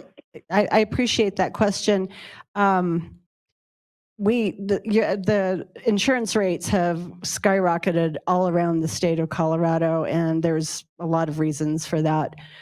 The Marshall Fire being one, but there are many other factors that are leading into that. One thing that I would really like to bring to your attention is the state of Colorado has a property tax deferral process where you can defer a portion of your property taxes, and then they essentially becomes a lien against your property for at whatever time you decide to sell it. I believe our treasurer has information on his website about that, but it's property tax deferral, and it is actually managed through the state treasurer's office. So even if you go online and search for the Colorado State Treasurer's Office, they would have information for you on that deferral process. As I understand it, it's fairly easy to do, and it can really provide real relief to our seniors who are very worried at this point in time. I will add, you can defer, I believe, currently up to $10,000, whether that's current or next year, in taxes under that program. It's a fairly new program, and it's going to be really valuable for a lot of people next year because, ma'am, you are not alone. I want to sympathize with you for a moment on the situation, because this is one way I explain the severity of this situation. Most of us have mortgages, and most of us who have mortgages have an escrow payment. That escrow payment gets adjusted frequently, usually annually, sometimes more. If you look what's made up of a mortgage payment: principal, interest, taxes, insurance, those four components have been attacked in our economy the past 12 to 24 months. Principal is driven by price, which has exploded. Interest rates have gone up tremendously. Record increase in interest rates when we went from 2 to 6 in days. Homeowners insurance has skyrocketed. Mine has doubled in 24 months. Colorado fires have something to do with it. And now we're going to attack everyone with taxation. It's a painful situation, and it just underscores that we need a statewide solution to help us manage this. It can't just be left to your local fire district because they can't fix it. So Roger, we have a second poll question we're going to do this evening. Would you like to talk about that, please? We sure do. Thank you, Commissioners. Again, it's easy to participate. All you have to do is use your telephone keypad to enter the number of your response. And if you're participating online, click your response. Here's that second question. After listening to tonight's call, what do you want more information about? Press 1 for background and history of this issue. Why are we here? Press 2 for how local governments are funded and where the money goes. Press 3 for state law related to government funding, for example, Gallagher and Tabor. Press 4 for legislative action on property taxes. And press 5 for appealing my assessed valuation. So 1 is background and history, 2 is how local governments are funded, 3, state law related to government funding, 4, legislative action on property taxes, and 5, appealing my assessed value. We'll report back in a few minutes on those questions. And I think we're going to go back to Commissioner Layden. Much, Roger. And I want to make sure I got Pete Smith in the gallery with his follow-up question, and we promised we'd get back to him. So let me make sure that we get to his question, and then we can go on to the phones.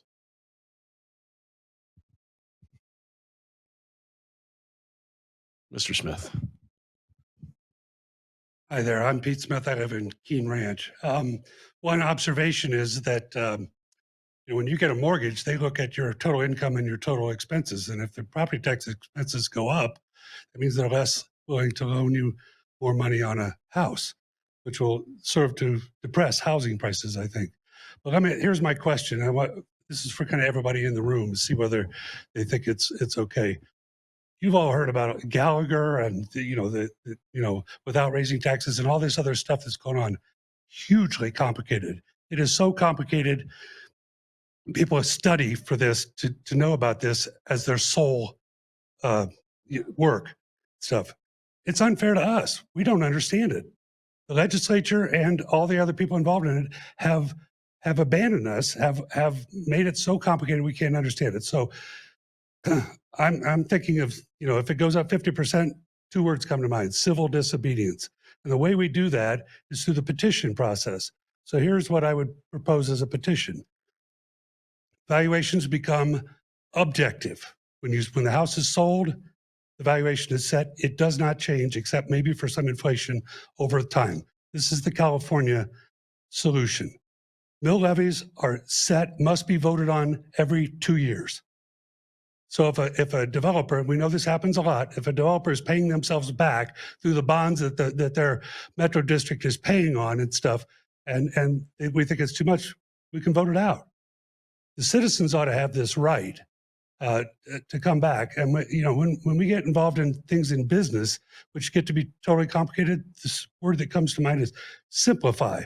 Let's make this so that people understand it. So I'm wondering if the people in this room would be interested in a petition that did exactly that.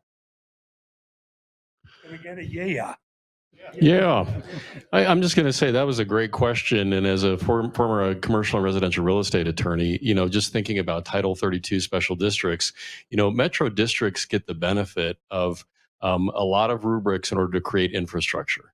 It's really tough to have infrastructure in a neighborhood without a Title 32 district. But once they're out of the declarant period and all those bonds have been paid off, they probably should dissolve.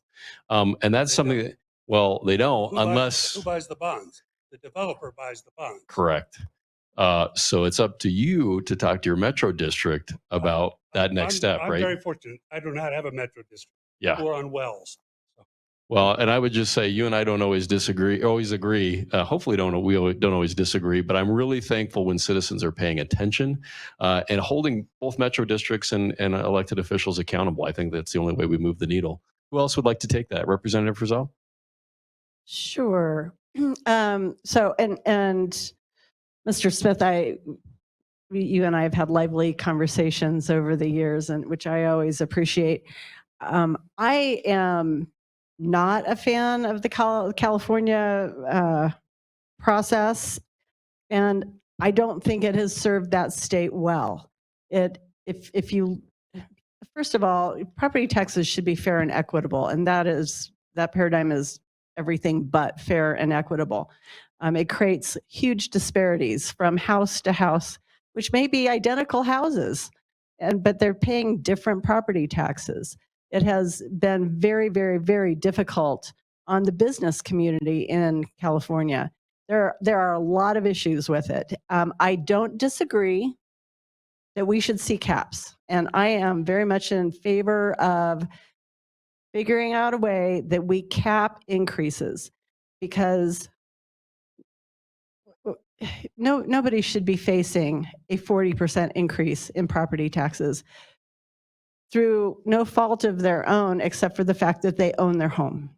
And let's be clear. This is not just affecting homeowners. This is going to affect people who rent homes and apartments, because those increases are for sure going to get passed straight along to those renters.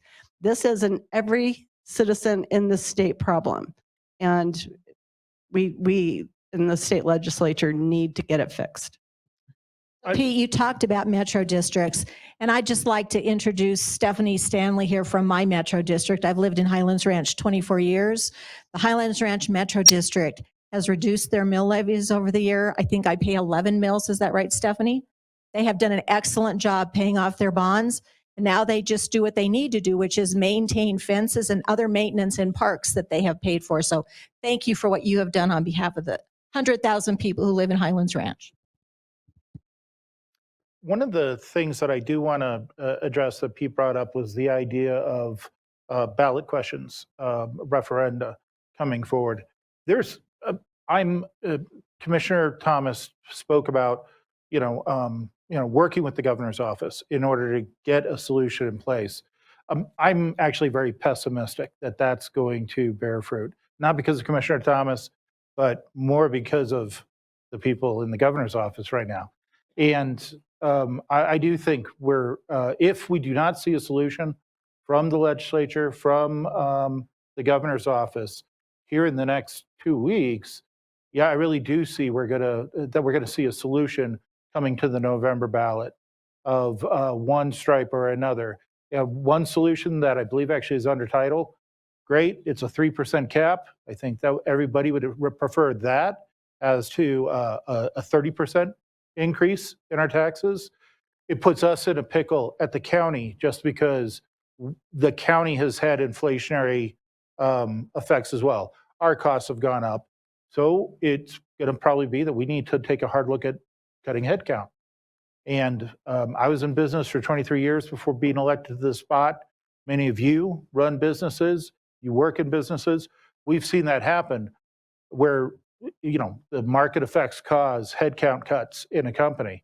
The issue is if it's just a 3% cut, 3% cap on property tax increases, we're probably going to have to take a hard look at what we can do to maximize here in the county.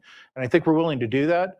We're not looking forward to making up the blacklist of who will need to get pink slips in order to stay within budget. So I just wanted to say that, Pete, because you did bring up the issue of a referendum for the November ballot. And back to you, Commissioner Thomas. I believe we have another phone question. Thank you. We do. Let's go to Rod next. Rod, go ahead. Good evening, everyone. Rod here.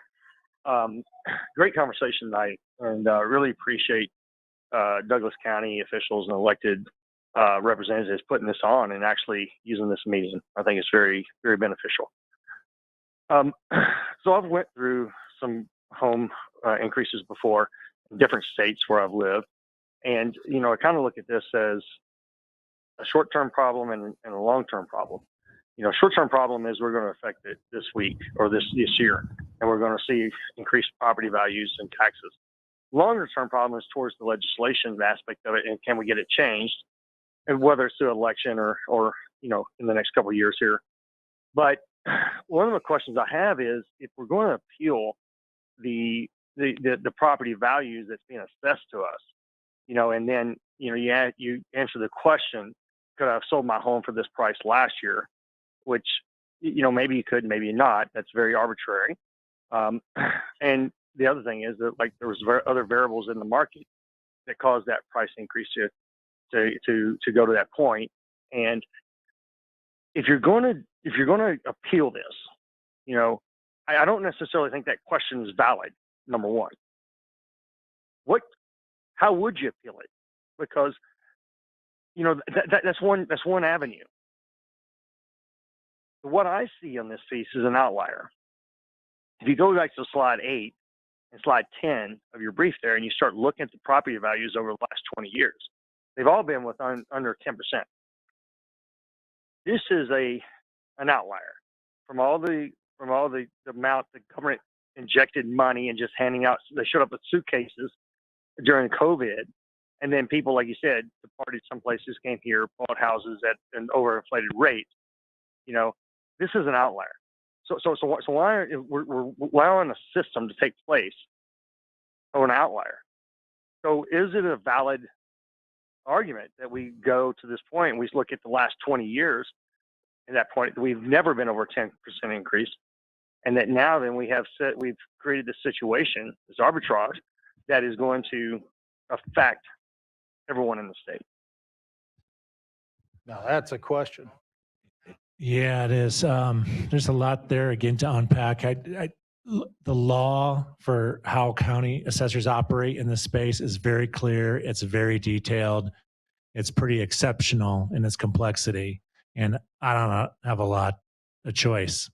And so when you look at, for example, this chart on page 10, which represents the last 3 reappraisals and the median sale price by month, and you can see clearly what's happened in the last one.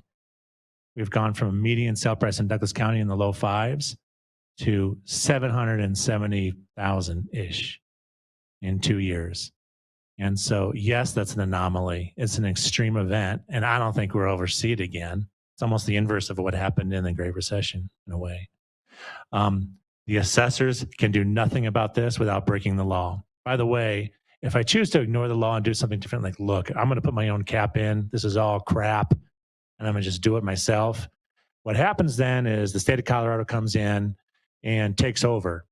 They issue a reappraisal order and they charge the county and redo the whole thing.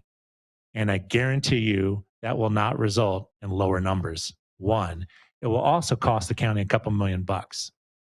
Also get me fired and probably some other officials fired. And so there's a whole long list of reasons to not do that, but I value the law. I am a law abider. And so this county assessor is going to follow the law and just hope that we can get it changed so we can do something different here.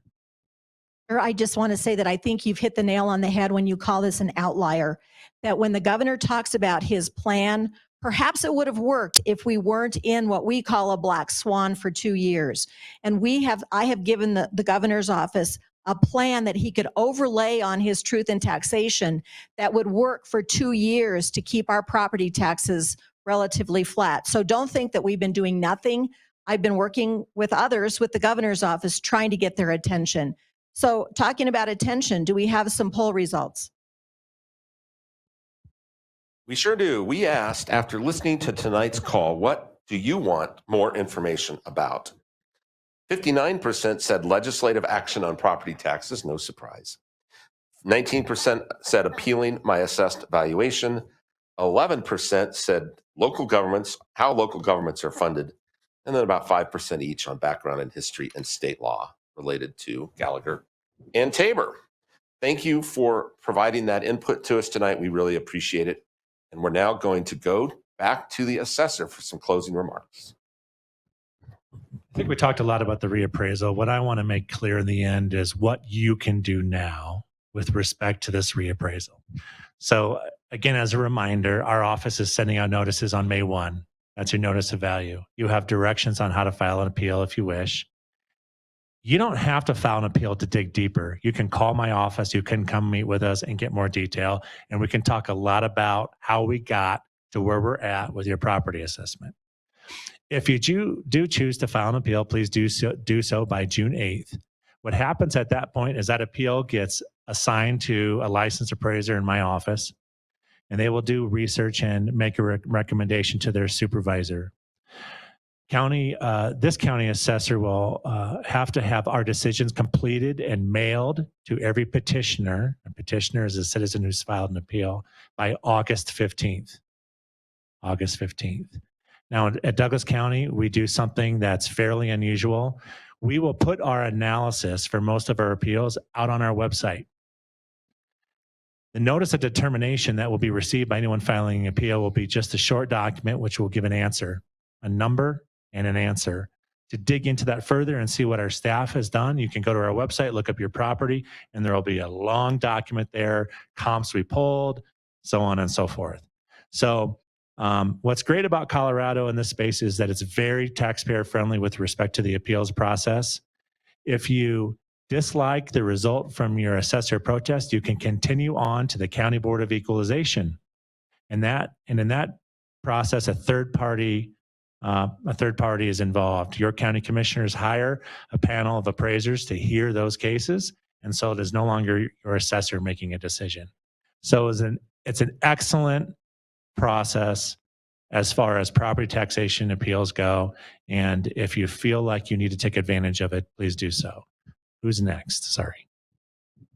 Representative Frizzell, thank you. Thank you, Assessor Damish. I've really heard a lot of questions around the senior property tax exemption tonight, and that renews the wind in my sails to really work on that project next session and see if we can get some good legislation around expanding the program. I also really appreciate the poll, and especially the poll results, letting me know that we need to make sure that we communicate better what's going on down under the Golden Dome. I do have a newsletter that I put out once a week, and you can also always call my office if you'd like to get on that list. But ultimately, your voice needs to be heard up in Denver. You need to, I urge everybody who has an opinion about property taxes, reach out to legislators and let them know that you're concerned. Express what you've expressed tonight is, what are you going to do about this situation? There are folks who really need to hear your voice down there. I hear you, but I'm one of 100. So we need your voices heard down under the Golden Dome. Thank you so much to everyone who participated tonight. I really appreciate being here and listening to you. Well, I would just echo that. I think, now almost at 70 live town halls with just thousands of citizens, I'm really consistently reminded how smart you all are. I mean, Douglas County citizens are objectively bright. You're paying attention. I'm really proud to be on a team that's also really bright and paying attention. So I think as a team in Douglas County, we can continue to hold the legislature accountable, keep your taxes low, and keep Douglas County the great place it is to live and work. Thank you all for being here. Commissioner Teal? Thank you. I appreciate that. Obviously, I love that last question that we took on the phone, because he asked, we're in an anomalous event. We're looking at something that is not normal. Commissioner Thomas, recalled the concept of this black swan event, and that's going to just drive all of our taxes up based on the rising values. And normally, boy, don't we all hope that our home values increase? Don't we all, when we're upset at something, aren't we usually upset about a development going in next to our neighborhood because it will drive our home values down? And so we usually really like and we value that our home values are going up. But in this instance, because of the way Colorado law mandates that property tax is calculated, it feels a little more like staring down a gun than holding a winning lottery ticket for someday. And so, I harken back to that question, because people who are trying to solve this outside of this room, folks that the representative is working with, up in Denver, they're trying to design something that will be a long-term fix to property taxes, a lot like what some of you have said. But then we have this situation right now staring us in our face. I think we are all determined to continue this dialogue over these next couple months, because I mentioned it to Mr. Smith's question. I do see some ballot questions coming to the November ballot on this issue. And there may be a fight of which solution is best. And I would hope we would be interested in hosting discussions along those lines and to keep this dialogue going, because we're all going to be affected by this. Our solution is pretty easy. It's 3 commissioners. If nothing is done, we will issue you a property tax credit on our portion, on the county's portion of your property tax bill. But that might not give you, that might still result in you paying higher taxes. So we're determined to keep working with it. I want to thank everybody who came here tonight, everybody on the phone, everybody online. Thank you so much for joining us and helping us work on these very important issues. But the guy I really want to thank tonight is our assessor, Toby Domish. Boy, I didn't know you were that smart when I thought I was voting for you, man. I just thought you were going to be a good assessor. I didn't realize that you're really going to be one of the true masters of this information and the implications that we're going in. And of course, I've got great faith in Representative Frizzell. I can't think of anybody better to have elected to represent the 45th House District here in Castle Rock during this time. And so we're all working it. Commissioner Thomas, why don't you take us out? Thank you. I again would like to thank all of you for being here, everyone online, and especially the panelists, because there were a lot of good questions and a lot of good information came from the panelists.